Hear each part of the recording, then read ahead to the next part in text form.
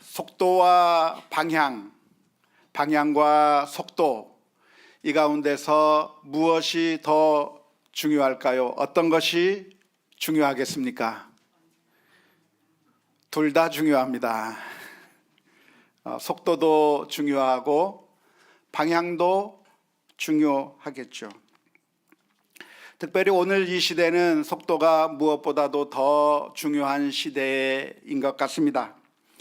빌 게이츠라고 하는 사람은 말하기를 큰 것이 작은 것을 잡아먹는 시대는 지나갔고 이제는 빠른 것이 느린 것을 잡아먹는 시대가 되었다고 합니다.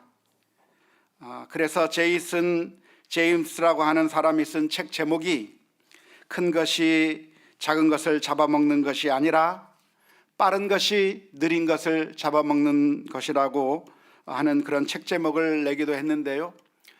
정말 그런 것 같습니다. 느리면 손해보고 느리면 빼앗기게 되는 그런 시대에 우리가 살아가고 있는 것이죠. 아무리 좋은 아이디어를 가지고 있다고 할지라도 그 아이디어를 먼저 터뜨리고 대중화시키고 그것을 상품화해야 그 사람이 성공하는 것이지, 다른 사람이 먼저 해버리면 그 뒤에 따라가는 사람은 똑같은 아이디어를 가지고 있었다고 할지라도 성공할 수가 없는 것입니다. 사람들은 1등을 기억하는 것이지 2등을 기억하지 않기 때문에 그러는 것이죠. 그래서 정말 중요한 것 중에 하나가 무엇이냐면 속도라고 말할 수 있겠는데요. 빨리 해야만 하는 게 그게 성공의 비결 가운데 하나라고 말할 수가 있겠습니다. 어쩌면 빨리를 가장 잘하는 사람들은 누굴까요? 예, 우리 한국 사람들입니다. 우리 한국인의 몸에는 빨리 DNA가 들어 있어서 무엇보다도 빨리 하려고 하는 그런 습성들이 몸에 배어 있는 것 같습니다. 저도 늘 그래요. 저도 늘 그래서 무슨 일을 하든지 조급하고 빨리 하려고 하는 그런 마음들이 있습니다.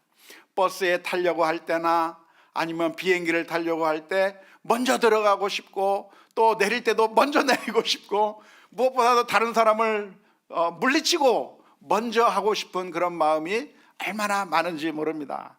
그래서 막 비행기 안에서도 먼저 들어가려고 하고 나올 때도 먼저 나오려고 하는데 그런데 미국에서 오랫동안 살다 보니까 좀 약간 창피하더라고요. 왜냐하면 다른 모든 사람들이 기다려주고 배려해주고 양보하는 모습을 보면서 나만을 위해서 이렇게 빨리 하는 것보다 다른 사람들을 위해서 배려해주고 기다려주는 것도 큰 미덕이라 그런 생각을 하게 됩니다만은, 아무튼 이 시대는 어쩌면 그렇게 미적거리다가는 꾸물거리다가는 모든 것을 다 놓쳐버리는 그런 시대일 수 있기 때문에 그래서 속도도 정말 중요한 것이라고 할 수가 있겠습니다. 하지만 속도보다도 훨씬 더 중요한 것이 있는데 그것은 방향입니다. 속도보다는 방향이라고 하는 그런 말이 있죠. 그 말을 누가 제일 먼저 했을까요? 어떤 사람은 말하기를 괴테라고 하는 문필가가 그런 말을 했다고도 하고 톨스토이의 책에 나온다고 말도 하기는 하는데, 아무튼 아주 중요한 말이기 때문에 그렇게 서로들 이야기를 하는 것 같습니다. 아무리 빠르게 한다고 한들 만일 그 방향이 잘못되었다고 한다면 아무것도 하지 않은 것보다도 못한 결과를 가져오게 되기 때문에 그렇습니다. 탈무드에 나오는 아주 유명한 이야기는 아마도 살아오면서 여러 번 들었을 겁니다.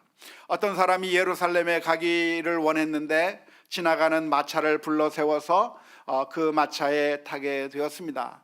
그리고 마부에게 묻습니다. 여기서 예루살렘까지 가는 데는 얼마나 걸리나요? 그랬더니 한 30분 정도면 예루살렘에 갈 수 있다고 하는 그런 이야기를 해 주었습니다. 그러자 그 사람이 이제 30분 뒤면은 예루살렘에 갈 수 있겠구나 생각하며 행복하게 그 마차를 타고 가다가 잠깐 졸았습니다.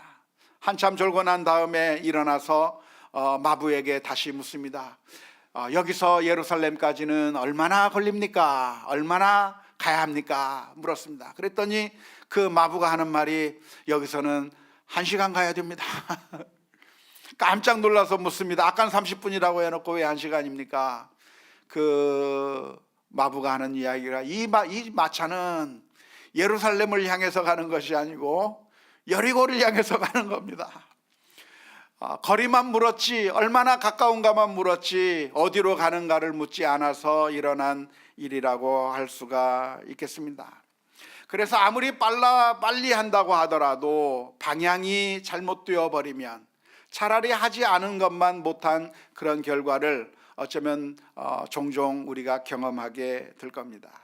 물건을 주문하고 그래서 물건을 받게 되었는데 조립해야 될 경우에 어떻게 조립을 해야 합니까? 저는 너무나도 성급해서 일단 조립하려고 봅니다. 제 아내는 기다려보라고 하고 다 설명서도 읽어보자고 이야기를 하는데 근데 막 조립하다 보면 이상하게 부품이 하나 남아요. 이게 웬일일까? 보면 잘 작동도 되지 않습니다. 알고 봤더니 거꾸로 잘못된 방향으로 한 것이죠.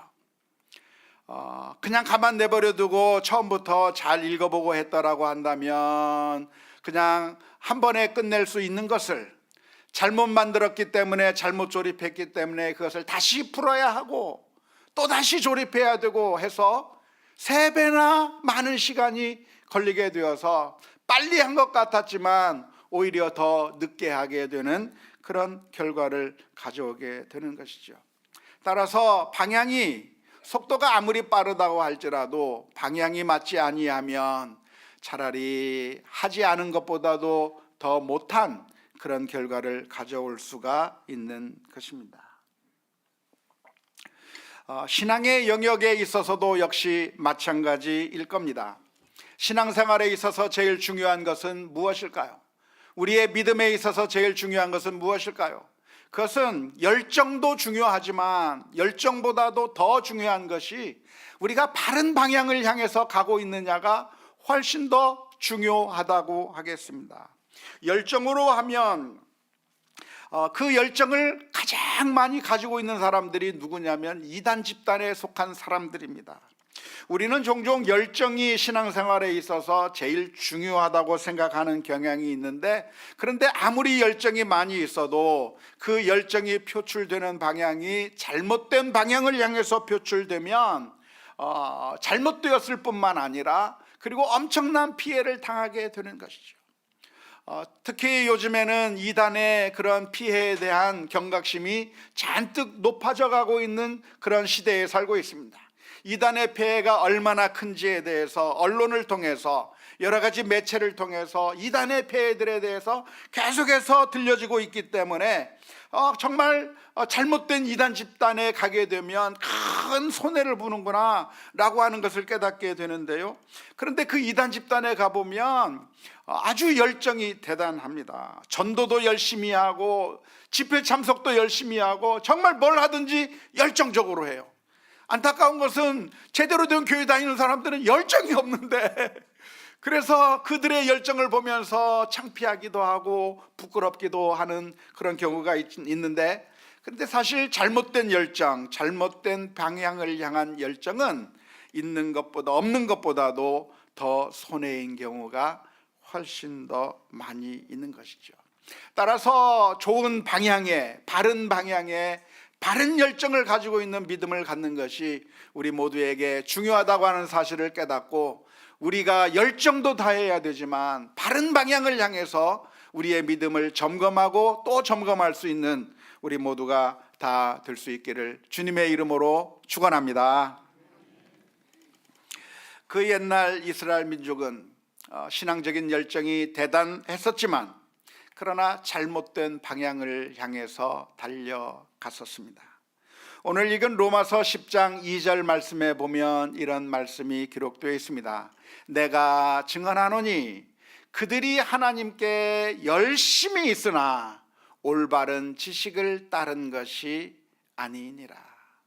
바울 사도는 지금 유대 민족을 향한 그런 뜨거운 마음을 가지고 이런 이야기를 하고 있는데요. 유대 민족도 구원을 받았으면 좋겠다. 유대 민족도 나처럼 믿음을 가졌으면 좋겠다고 하는 그런 간절한 마음을 가지고 있던 바울 사도가 하는 이야기가 무엇이냐면, 우리 유대 민족은 어떤 사람들인가? 그들이 열정이 없는 사람들이 아니라 열정이 있는 사람들이다. 하지만 그 열정이 어디에 기초하고 있는가? 바로 된 제대로 된 지식 위에 기초한 열정이 아니라 잘못된 근거 위에, 잘못된 지식 위에 기초한 열정을 보이고 있기 때문에 그것이 그들을 구원으로 이끌지도 못하고 바른 길로 이끌지 못한다고 하는 사실을 말하면서 그들도 좀 제대로 된 길로 돌아왔으면 좋겠다라고 하는 그런 간절한 소망을 오늘 읽은 말씀, 로마서 10장 2절 말씀 가운데서 표현해 주고 있습니다. 그런데 바로 그게 바울 사도의 옛날 모습이 그랬었습니다. 바울 사도는 회심하기 전에 유대인들처럼, 일반 유대인들처럼 신앙적인 열정은 있었지만 잘못된 방향을 향해서 열정이 있었던 것이죠.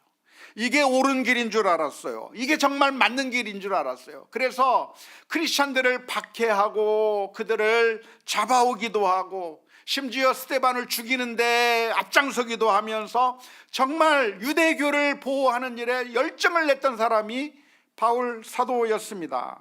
그런데 그가 열정을 내면서 저 다메섹에 있는 다마스커스라고 하는 곳에 있는 크리스찬들을 잡아오기 위해서 달려가는 도중에 그 길 가운데 부활하신 예수님을 만난 겁니다. 십자가에 못 박혀 죽은 줄 알았던 예수님께서 나타나셔서 하시는 말씀이 사울아 사울아 어찌하여 나를 핍박하느냐 말씀하시는 그 음성을 듣게 될 때에 바울 사도는 그때 완전히 변화되게 된 것이죠. 내가 지금까지 달려왔던 길이 잘못된 길이었구나.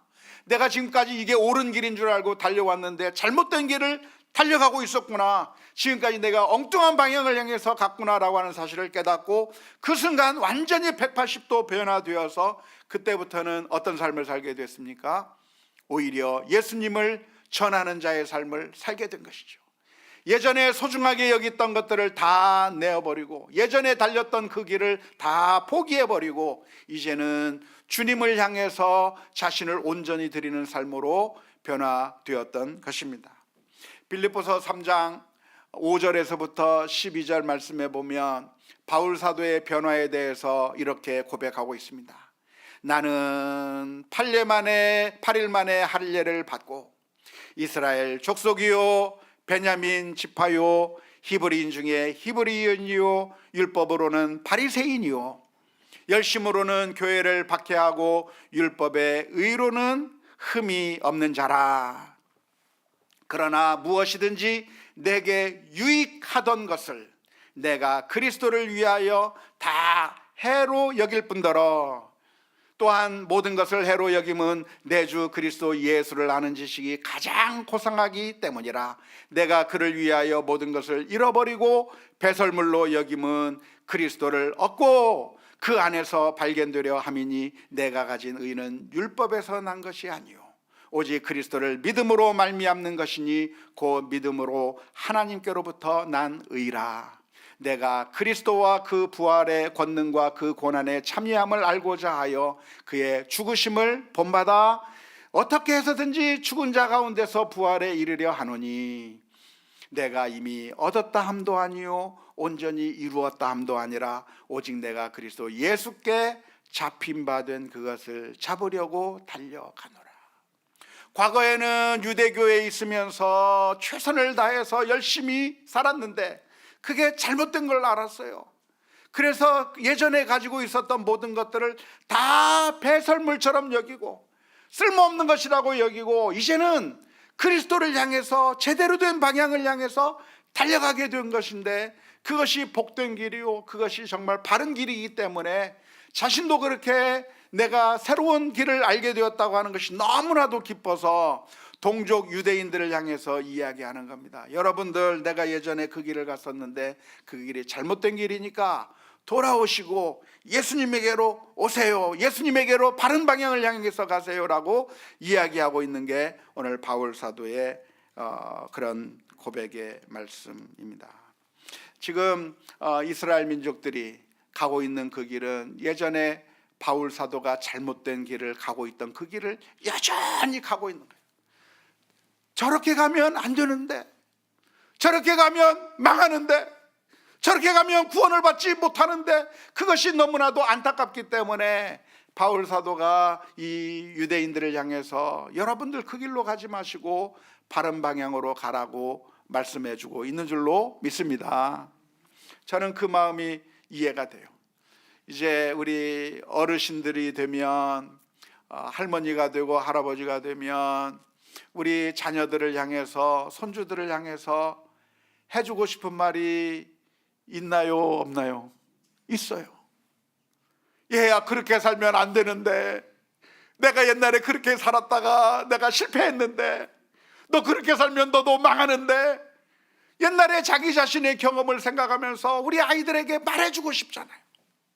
그 길로 가면 안 된다고 이야기해주고 싶은 게 우리 어른들의 말인데 잘 안 들어요. 그런데 만일 내가 그 길을 갔다가 실패한 경험이 있으면 다른 사람들을 향해서 말해주고 싶은 게 그게 자연스러운 심정일 겁니다. 제가 어떤 목사님을 만났는데 우리 아내에 대해서 이야기를 하다가 제 아내가 회전근개 파열이 돼가지고 그래서 어깨가 아파서 어깨를 잘 쓰지 못하고 손을 쓰지 못하고 막 그런 얘기를 했더니 그 목사님께서 하시는 얘기가, 자기도 회전근개 파열 때문에 너무나도 힘들었고 그래서 수술까지 받았다고 하면서 무슨 얘기를 하냐면, 그런데 자기가 왜 수술을 받게 되었는가, 처음에 조금 아팠을 때 누구를 만났다는 거예요. 근데 그 사람이 하는 얘기가, 거기 아픈 것은 여기 마사지도 좀 막 하고 그리고 운동도 열심히 해서 그래서 고쳐야 된다고 하는 이야기를 듣고 그 사람 말에 따라서 열심히 했다는 거예요. 막 마사지도 받고 뭐도 맞고 막 그러면서 또 푸시업도 막 운동도 하고 가면서 했더니 결국 파열돼 가지고 수술했다는 거예요. 그러면서 저에게 하는 말이, 제발 그렇게 하지 마세요. 제발 그렇게 하지 마세요. 그 수술하는데 얼마나 아팠는지 몰라요. 그러면서 이야기를 해주는 겁니다. 왜냐하면 자기가 가본 길이고 망했던 길이고 잘못된 방향을 해서 갔던 그 경험 때문에 이야기를 해주는 거죠. 제 말도 한번 의사한테 한번 체크해보고 따라 하십시오. 괜히 저는 신앙에 대해서는 이야기할 수 있지만 건강에 대해서는 제가 전문가가 아니기 때문에 잘못된 정보가 나갈 수 있으니까 한번 확인해보고 하시기를 바라고요. 제가 예전에 어떤 일이 있었냐면 허리가 아팠어요. 허리가 아파가지고 3, 4번 디스크가 나오고 그래서 막 다리가 저릿저릿하고 그리고 잘 걷지도 못하고 그러는 일이 있어서 그랬는데 의사 선생님한테 가서 이야기하는 가운데 의사 선생님이 하는 이야기가 저에 대해서 막 여러 가지를 묻더니만 물어보는 거예요.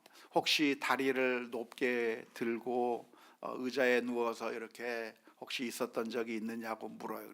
그래서 며칠 전에 제가 책상 위에다 다리를 딱 얹히고 피로를 풀기 위해서 다리를 높게 들고 그리고 의자에 앉아서 미국에 있을 때 일입니다. 그래서 앉아서 잠깐 졸고 그런 적이 있었는데 그 뒤로 아프다고 그랬더니 그게 디스크가 빠지는데 아주 치명적입니다. 그런 얘기를 해요.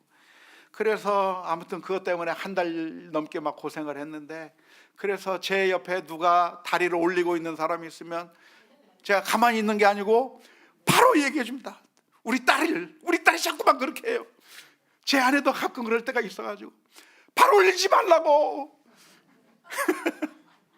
차 타고 가면, 운전하고 가면 옆자리에 앉아서 발을 본네트에다 올려놓으려고 그러면 그렇게 하지 말라고 우리 딸한테 막 제가 이야기를 합니다. 왜냐하면 고생해봤으니까 잘못된 방향으로 가면 안 된다고 그 이야기를 해주는 그게 우리들의 마음이잖아요.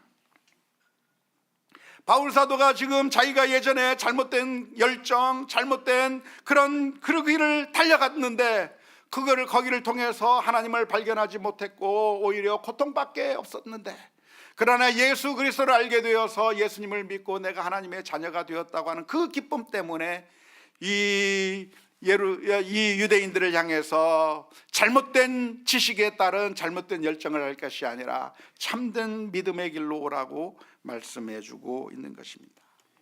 그러면 유대인들이 잘못했던 그 잘못된 길이, 잘못된 방향이 무엇이었을까요?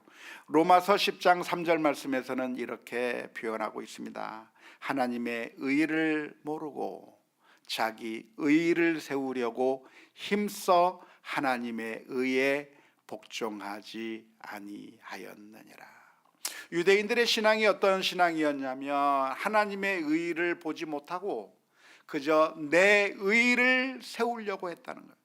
내가 의롭게 사는 것으로 하나님 앞에 나아가려고 했고, 내 공로를 통해서 내가 착하게 살고 내가 의롭게 사는 걸 통해서 무엇인가 해보려고 했다고 하는 것입니다. 물론 우리가 거룩하게 살고 물론 하나님의 말씀을 지키는 것은 신앙생활에 있어서 아주 중요한 것입니다. 바울 사도도 말씀을 전하면서 하나님의 말씀대로 살라고 늘 강조하고 있습니다. 바울 서신을 읽어보면 로마서든지 갈라디아서든지 어느 서신을 읽어보든지 바울 사도는 전반부에서는 우리가 하나님의 은혜로 구원받습니다 라고 하는 것, 예수님의 보혈의 은혜로 구원을 받습니다 라고 하는 것을 설명하지만 그 서신서 후반부에 가면 어떤 내용을 이야기하냐면, 그러니까 여러분 이제 막 살아도 괜찮습니다 라고 말하는 것이 아니라, 그렇게 구원을 받은 우리가 되었으니 이제는 더더욱 하나님의 말씀에 순종하며 사십시오 라고 이야기를 합니다. 로마서 12장 2절 말씀에 보면 이런 말씀이 기록되어 있습니다. 너희는 이 세대를 본받지 말고 오직 마음을 새롭게 함으로 변화를 받아 하나님의 선하시고 기뻐하시고 온전하신 뜻이 무엇인지 분별하도록 하라. 로마서에서 계속 우리가 구원받는 것은 나의 공로로 구원받는 것이 아니라 예수 그리스도의 십자가의 보혈로 구원을 얻는 것이라고 실컷 설명한 다음에, 그리고 뒤에 가서 무슨 이야기를 하냐면, 그러니까 우리가 구원받았으니까 이제는 더더욱 하나님의 말씀에 순종해야 된다, 하나님의 기쁘신 뜻대로 살아야 된다라고 하는 이야기를 하고 있는데요, 그런 의미에서 우리가 하나님의 말씀을 잘 지키는 것은 정말 중요합니다. 죄악을 범하지 않고 하나님의 말씀에 순종하며 사는 것이 너무나도 중요합니다. 성경을 읽는 게 중요하고, 기도하는 게 중요하고, 예배를 드리는 게 중요하고, 하나님께 헌신하는 게 중요하고, 전도하는 게 중요하고, 신앙생활을 잘하는 게 정말 중요해요. 그런데 이 중요한 것들을 다 하는데 그 사이에 우리들의 마음 가운데 잘못된 방향으로 틀어버리는 사탄의 유혹이 있습니다. 그게 무엇입니까? 그렇게 열심을 다한 후에 우리들의 마음 가운데 교만함이 솟아오르게 되는 거죠. 자랑하는 마음이 드는 겁니다. 나는 이 정도 열심히 수고했다, 나는 이만큼 열심히 신앙생활했다, 나는 열심히 이만큼 하나님의 뜻대로 순종했다라고 하는 그런 교만한 마음과 자랑거리가 마음속에 솟아날 뿐만 아니라 나보다 못한 사람들을 보면서 비난하고 멸시하기 시작하는 겁니다. 어떻게 저런 사람은 하나님의 말씀을 저렇게 지키지 않는가, 저 사람은 왜 저렇게 나쁜 짓을 하는가, 다른 사람들을 멸시하고 비난하는 그런 마음이 생기게 되는데, 그게 바로 내 자신의 의를 드러내는 것이고 내 자신의 의를 세우는 것이 될 겁니다. 우리 모두가 다 이런 함정에 빠지기가 쉬워요. 그 옛날 바리새인들이 빠졌던 함정이고, 그 옛날 이스라엘 민족이 빠졌던 함정이고, 우리들도 그 함정에 빠지기 쉬운 것이죠. 그런데 우리가 나의 의를 내세우기 시작하면 하나님을 만날 수가 없는 겁니다. 내 의를 가지고서는 정말 사랑이 많으신 그 하나님을 만날 방법이 없는 거예요. 예수님께서 해주신 비유 가운데 탕자의 비유를 보면, 둘째 아들이 아버지를 떠나서 온갖 나쁜 짓을 다 합니다.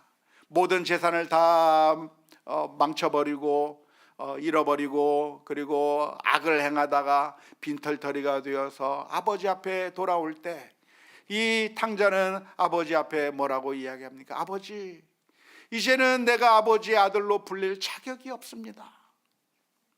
제가 아버지라고 말할 그런 용기가, 그런 자격이 없습니다. 그런 자신이 없습니다. 그저 저를 품꾼들처럼 봐주세요. 아버지 집에 품꾼 데려다 놓고 일 시키고 밥 먹여주듯이 저도 품꾼들처럼 그냥 집에 데려다 놓고 이 밥 먹여주는 그것만 해주면 고맙겠다고 이야기하면서 아버지 앞에 엎드릴 때 아버지의 은혜가 풍성하게 그 아들에게 가게 되는 것이죠. 하지만 첫 번째 아들은 아버지의 은혜를 경험하지 못합니다. 큰아들은 뭐라고 이야기를 합니까? 내가 지금까지 살면서 나는 아버지의 뜻을 명을 어긴 적이 없습니다. 나는 이렇게 완벽하게 살았습니다. 그렇게 완벽하게 살았다고 생각하는 그 순간에 아버지의 자비로우심, 아버지의 사랑에 접근을 못하는 거죠. 특별히 그 말을 할 때는 어떤 상태에서 그런 이야기를 합니까? 아버지, 내가 지금까지 아버지 명을 한 번이라도 어긴 적이 있습니까? 라고 말하는 그 큰아들이 서 있는 자리가 어디예요? 얘야, 집에 들어가자 하는데 안 들어가고 집 밖에 서서 못 들어가겠다고 아버지를 거역하면서 하는 말이 내가 아버지의 명령을 한 번도 어긴 적이 없다고 이야기를 하는 거예요. 자기 자신이 의롭다고 하는 사실을 내세울 때 아버지의 사랑을 만날 수도 없었고 아버지의 은혜를 체험할 수도 없었던 것이죠. 포도원 품꾼의 비유도 마찬가지입니다. 포도원 품꾼의 비유에 보면 어떤 포도원 주인이 일꾼들을 부릅니다. 인력시장에서 사람들을 한 명씩 데려다가 일을 시키는데 1시간만 일한 사람은 1시간밖에 일하지 않았기 때문에 주인에게 무엇을 요구할 권리가 없어요. 시급만 줘도 감사해요. 나를 1시간이라도 써줘서 너무나도 고마워요. 그래서 주인의 그 자비로우심에 자신의 마음이 열려서 주인의 자비로우신 처분을 받고 있을 때 놀랍게도 주인은 그 1시간밖에 일하지 않은 사람에게 하루치 일당을 선물로 주는 거죠. 그런데 12시간 내내 일한 그 일꾼은 자기가 12시간 동안 일했기 때문에 자기가 권리가 있다고 생각합니다. 나는 당연하다고 생각합니다. 더 많은 걸 받을 수 있다고 생각합니다. 하지만 엄격하게 생각해 보면 그날 그 포도원 주인이 그 사람을 부르지 않았더라고 한다면 수많은 그 인력시장에 널려있는 그 사람들, 대부분의 사람들이 일도 못하고 하루를 공치고 빈손으로 들어가야 될 그 상황 가운데서 주인이 나가 그 사람을 선택해 준 그 고마움과 은혜는 다 망각해버리고 그 고마운 분에 대한 접근이 안 되는 것이죠. 영적으로 교만한 사람은 하나님을 만날 수가 없는 겁니다. 내가 이만큼 신앙생활 열심히 했고 내가 이만큼 철저했고 내가 이만큼의 공로를 가지고 있다고 하나님 앞에 나온 사람은 하나님 앞에 나오기는 하지만 하나님을 만날 수가 없는 것이죠. 바리새인들이 그러지 않았습니까? 바리새인을 보면 바리새인은 하나님 앞에 이렇게 이야기합니다. 누가복음 18장 11절 12절 말씀에 바리새인은 따로 서서 따로 기도하여 이르되 하나님이여 나는 다른 사람들 곧 토색, 불의, 간음하는 자들과 같지 아니하고 이 세리와도 같지 아니함을 감사하나이다. 나는 일에 2번씩 금식하고 또 소득의 11조를 드리나이다. 자기는 이 모든 사람들보다 완벽한 것 같아요. 나는 괜찮은 것 같아요. 그러니까 나는 완벽하기 때문에 하나님의 도우심 앞에 나가지 못하는 거예요. 하나님 앞에 나가서 기도하는 것 같았지만 하나님을 만날 수는 없었고 하나님의 은총을 체험할 수가 없었고 전혀 잘못된 방향에서 신앙생활을 하게 된 것이죠. 하지만 세리는 하나님 앞에 엎드린 겁니다. 하나님, 저는 죄인이로소이다. 저를 불쌍히 여기소서. 하나님의 은총을 기대하고 고대하며 나가는 자에게 놀랍게도 예수님께서는 선언해 주시는 겁니다. 바리새인보다 이 세리가 하나님의 은총을 입게 되었다고 선언해 주신 것이죠.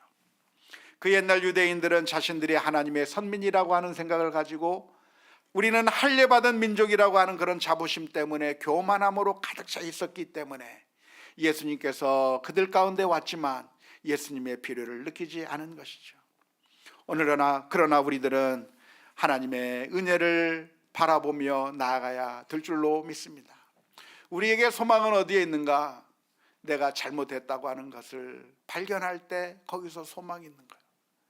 내가 완벽하지 않은 사람이구나, 내가 이런 실수를 하는 사람이구나를 깨닫고 하나님의 은혜가 아니면 내가 회복될 수 없구나, 예수님께서 나를 위하여 십자가를 지시고 피 흘려주신 은혜가 아니면 내가 하나님 앞에 나갈 방법이 없구나라고 하는 사실을 바로 깨달아야 하나님을 만날 수 있고 하나님의 은혜를 체험하게 될 수 있을 줄로 믿습니다. 우리의 삶 가운데서, 우리들의 가정 가운데서, 우리들의 모든 영역 가운데서 내가 잘한 것만 기억하고 내가 뛰어난 것만 기억한다고 한다면 그 사람은 아무런 소망을 느낄 수 없습니다. 왜냐하면 그런 사람에게는 하나님의 은혜가 느껴지지 않기 때문에 그렇습니다. 그러나 내 허물과 내 잘못을 깨닫고 회개하며 나아가는 자에게는 예수 그리스도의 놀라운 구원의 은혜가 있게 된다고 하는 사실을 기억하며 하나님의 은총을 바라고 하나님의 은혜를 바라며 믿음으로 승리해 나가는 우리 모두가 다 될 수 있기를 주님의 이름으로 축원합니다.